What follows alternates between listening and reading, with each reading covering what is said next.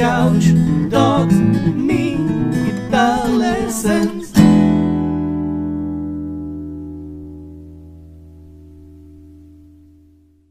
Hey there, Lickin' Riffers, how are you doing? Welcome to another awesome lesson right here on Lickin' Riff, and in this video I'm going to share with you the 3 secrets of a professional guitar sound. And all 3 secrets start with the letter S, incidentally.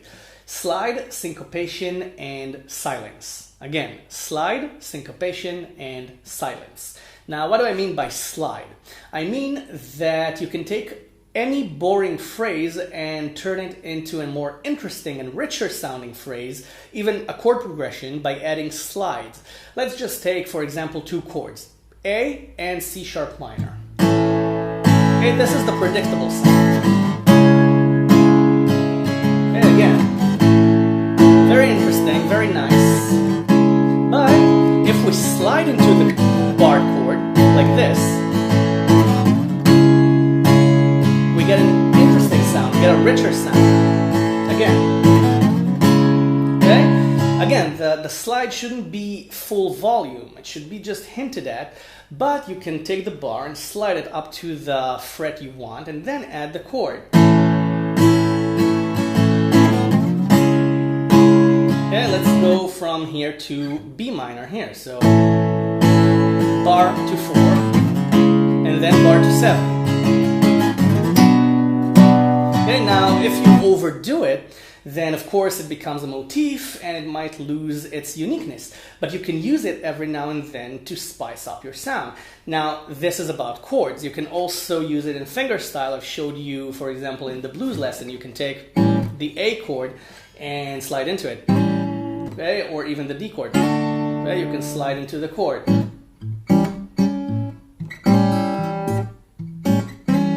Okay, and even when you do the turnaround C7 and B7 back to E7, you can, instead of doing C7 and B7, you slide from 2 to 3. Okay, you can even do if you want, but again, this is a bit too much. Just spice up your playing by sliding. And I also mean soloing. Let's take the most obvious cliche in guitar music, the pentatonic scale. Okay?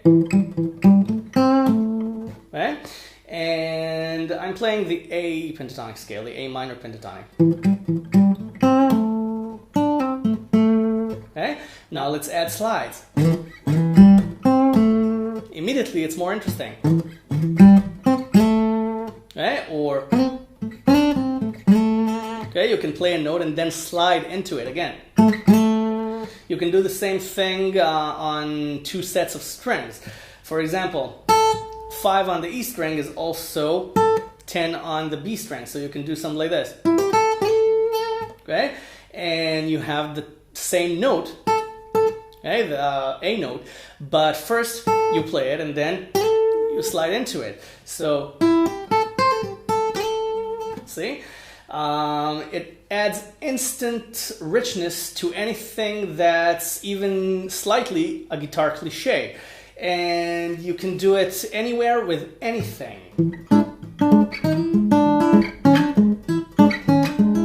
Slides, just adding slides. Just 1 fret away. Okay? You don't have to do huge slides. And sometimes huge slides are awful sounding. Okay? There's too much. But just a hint of a slide. Just 1 fret apart, 2 frets away. Instantly more interesting.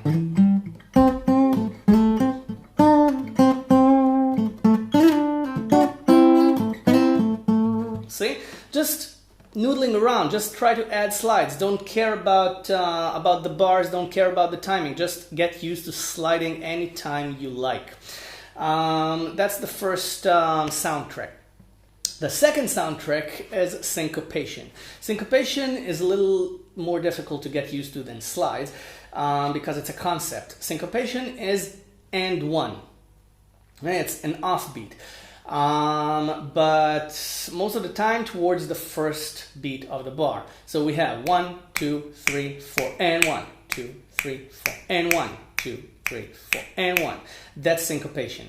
and you want to try it with chords and see how that goes. Immediately, it'll give your chord progressions an interesting professional sound. Let's take the most basic chord progression: C, G, A minor, and F. Okay, this is on the beat.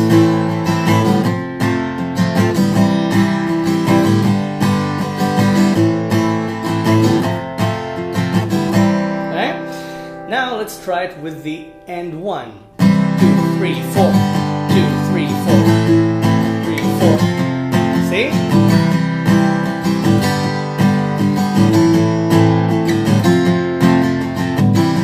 See? When you add that offbeat sound, it creates instant groove. And when you change the chord on the and 1 instead of on the 1, it creates interesting transitions for the ear. It creates a more professional sound. Now, of course, there's nothing wrong with changing the chord on the first beat, but if you want to give it that extra edge, that extra groove, change on the end. The same thing for fingerstyle.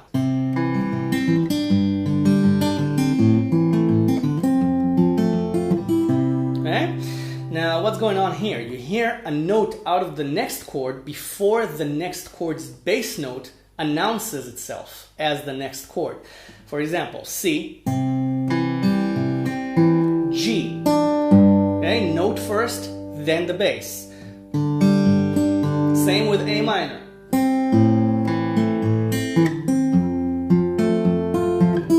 Okay, and then the open E string announces the C chord before the bass actually announces the chord itself.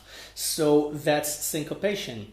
And you can hear syncopation everywhere. Every song that even has a little tiny bit of groove has offbeats in it and has syncopation in it.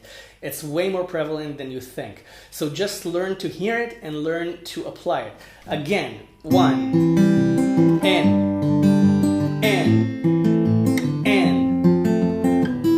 Okay? The note of the next chord before the next chord arrives using the first bass note of the bar. Okay, that's a very, very complex explanation of a very simple thing. You just play and 1, and on the and 1, you change the chord, or play the next note. And you can use it in soloing. Now, in soloing, it's a little bit more difficult to demonstrate without backing tracks. So just listen and try to hear the beat. Down. And. Okay, so let's use the same pentatonic line again.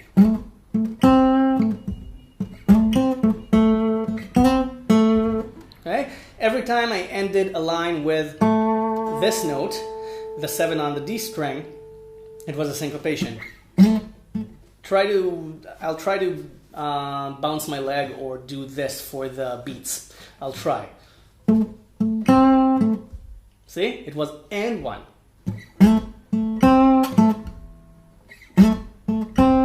1. Okay? Again, difficult to demonstrate without a metronome or a backing track, but once you get the idea of a syncopation, you can do it. Once you learn to hear something, then you'll never forget it. You'll just keep doing it.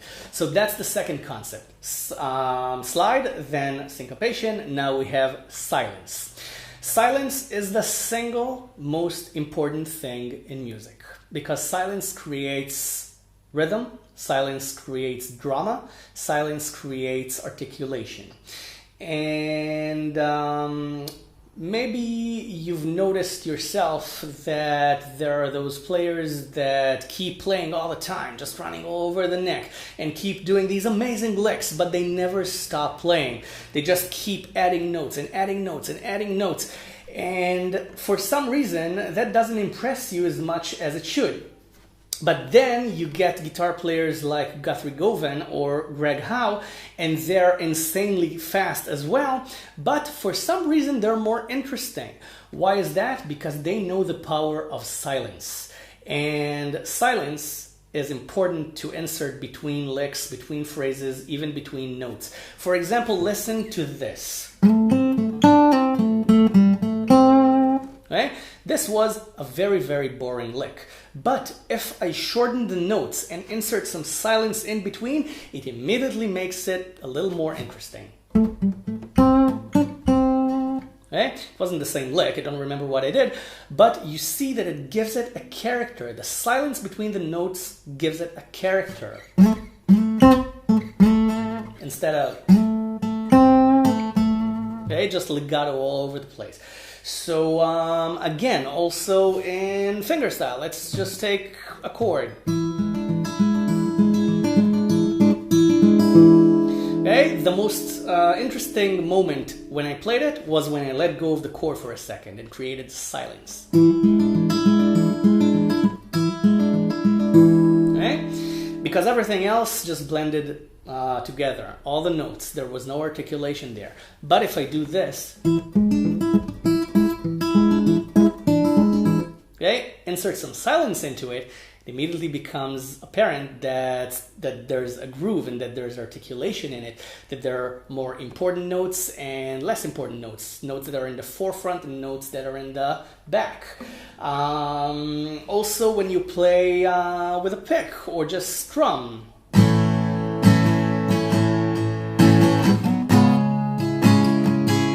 okay?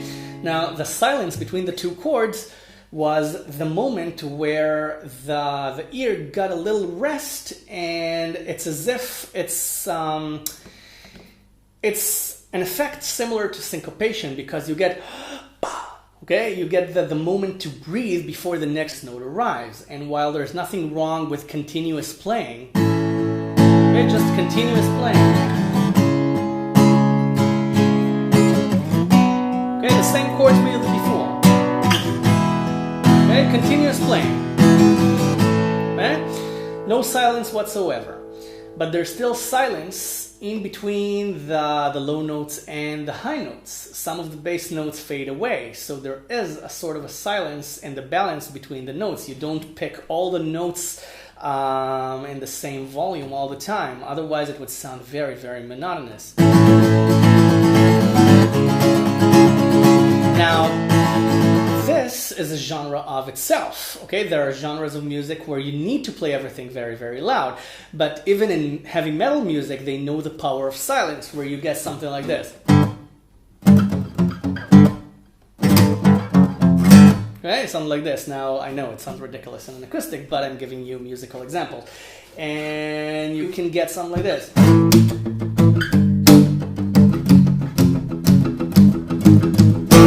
Okay, something like this.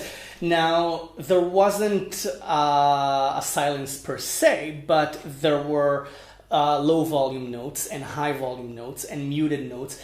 And the silence was prevalent between the volumes of the notes and between the strong chords and the background chords, and between the preparation and the punch at the end there. Okay, so just have silence as your best friend. And also in soloing, again, don't run all over the place all the time. Give the solos time to breathe so you can tell a story while playing. If you keep playing all the time, you don't have time to listen to what you're playing and build your musical story.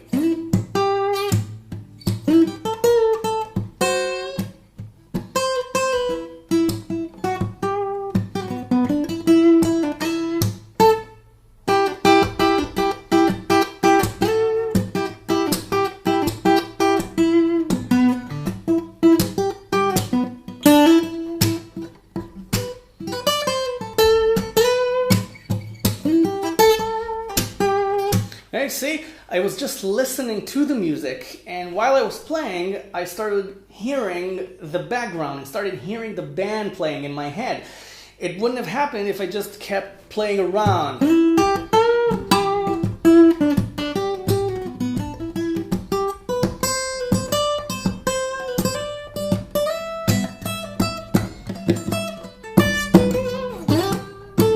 See, it's not that interesting.